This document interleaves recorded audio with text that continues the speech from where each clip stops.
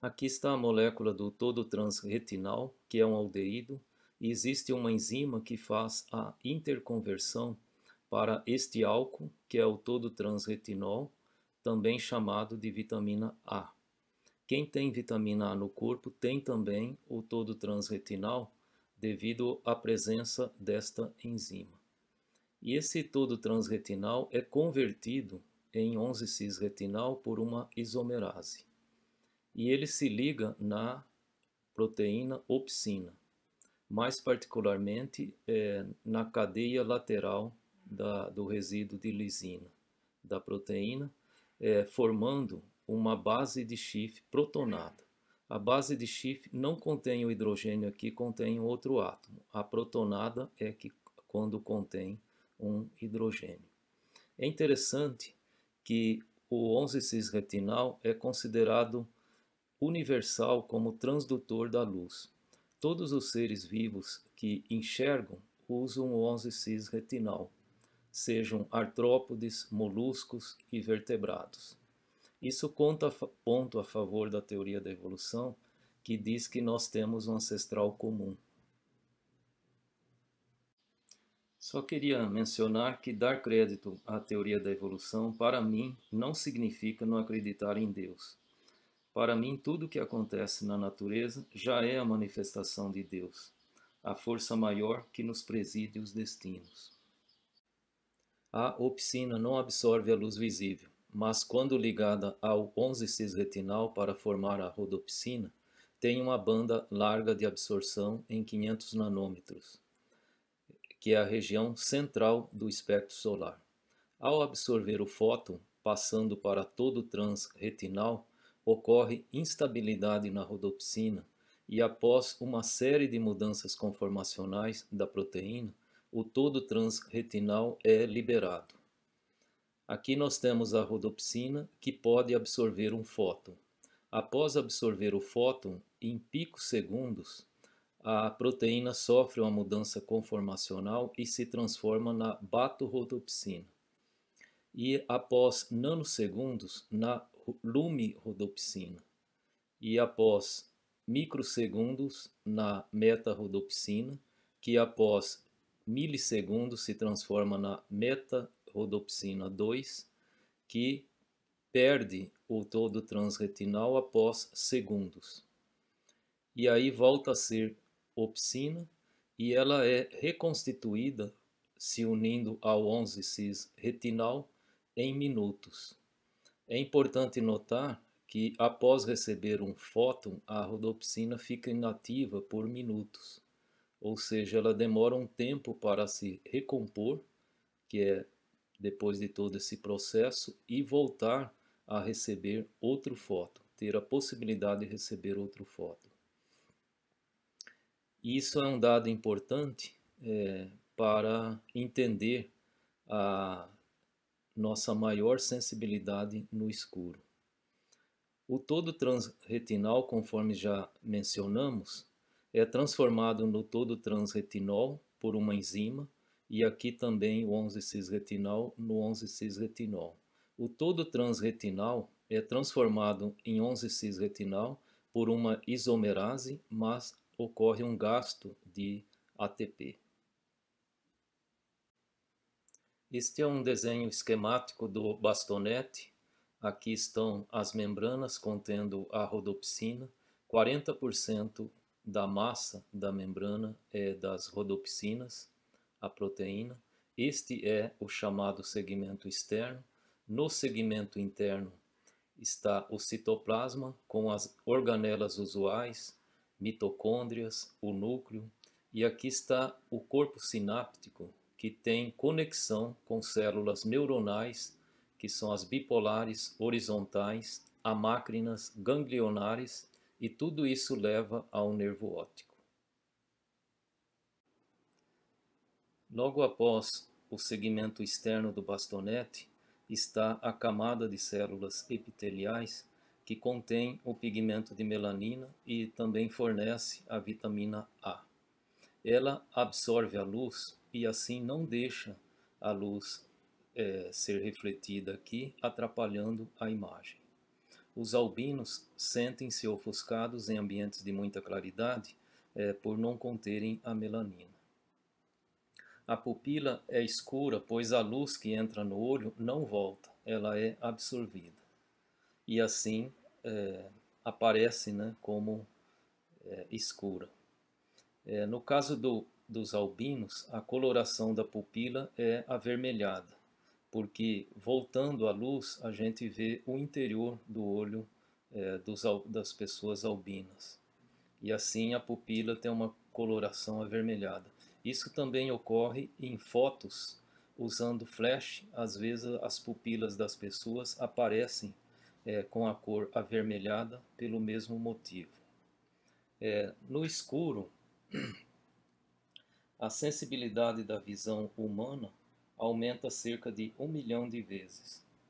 No escuro ocorre a dilatação da pupila, mas isto resulta em apenas um pequeno aumento de sensibilidade. O principal fator de aumento da sensibilidade é o que nós vamos procurar entender neste slide. Vamos considerar que a luz está entrando aqui e que chegue aqui nesta posição uns 70% da intensidade luminosa. Através das perdas pelas reflexões ocorridas, vamos supor que aqui chegou só 70% da luz que entrou no olho. E que aqui tenha, a essa altura, devido a outras reflexões, tenha só 60%.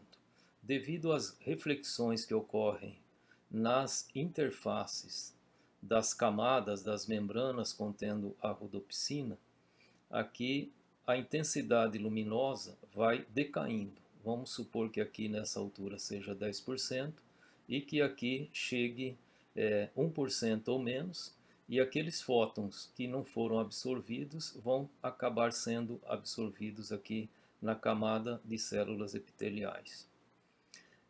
Com isso, temos que lembrar também que a rodopsina, após receber um fóton, ela demora minutos para se recompor e ficar ativa novamente. Assim como aqui chega muita claridade, a maior parte das rodopsinas vão ficando inativas. E aí não podem, então, contribuir para a imagem. Daí, estas que estão mais ao fundo do bastonete, que estão em uma claridade menor, elas estão mais ativas. Então, a luz que chega aqui dá atividade e nós enxergamos com as rodopsinas que estão mais ao fundo.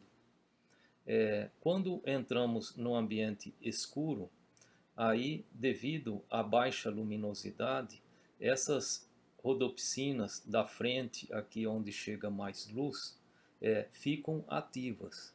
E daí a gente vê com muito mais sensibilidade, porque no escuro a gente vê com essas das primeiras camadas, enquanto que na claridade a gente vê com as rodopsinas das últimas camadas.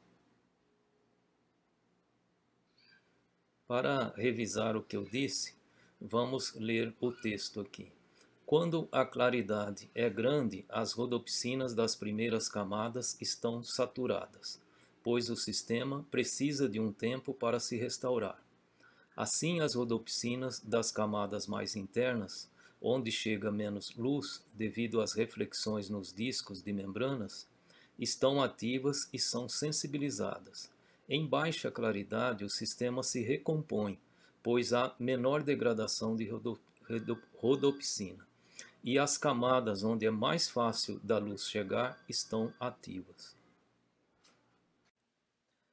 Falando de modo aproximado, o potencial de repouso de uma célula fotossensível, seja um cone ou um bastonete, varia de menos 40 mV até menos 70 mV. No escuro, ele é em torno de menos 40 mV e em alta claridade, menos 70 mV.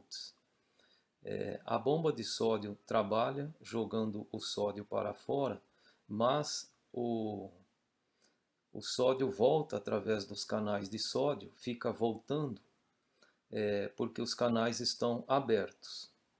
E aí o potencial de repouso, então, no escuro fica só a menos 40 milivolts. Conforme a rodopsina recebe os fótons, ela provoca essa diminuição do potencial de repouso aqui até chegar em menos 70 milivolts. Cada fóton leva ao fechamento de 200 canais de sódio, correspondendo a um ΔV de menos 1 milivolts. Então, com a rodopsina, né, um fóton sendo absorvido pela rodopsina, ela leva ao fechamento desses canais aqui, 200 canais. E com isso, abre um potencial, um ΔV de menos 1 milivolts. Quer dizer, com um fóton, isso vem para menos 41 milivolts. Com dois, menos 42. Assim, com aproximadamente 30 fótons sendo recebidos pelo bastonete, o potencial de repouso pode chegar a menos 70 milivolts. E assim dizemos que a célula está hiperpolarizada.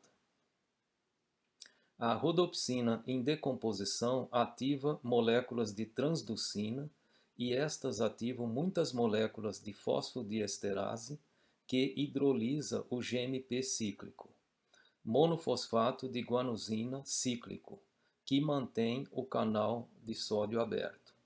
Quer dizer, esses canais de sódio estão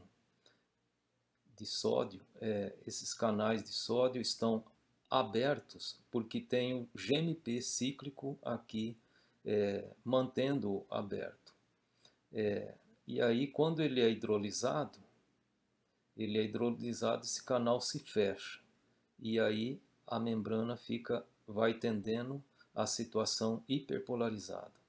A degradação da rodopsina hiperpolariza o receptor, ficando mais negativo, com proporcional diminuição na liberação de glutamato, enviando sinalização graduada da quantidade de luz recebida.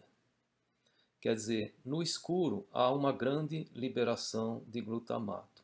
Na medida que vão sendo absorvidos os fótons, que isso aqui vai passando para menos 41, menos 42, ocorre uma diminuição gradual do glutamato liberado, de modo que essa sinalização é gradativa, de acordo com a mudança aqui no potencial de repouso e finalmente de acordo com a absorção de fótons pelas células fotossensíveis.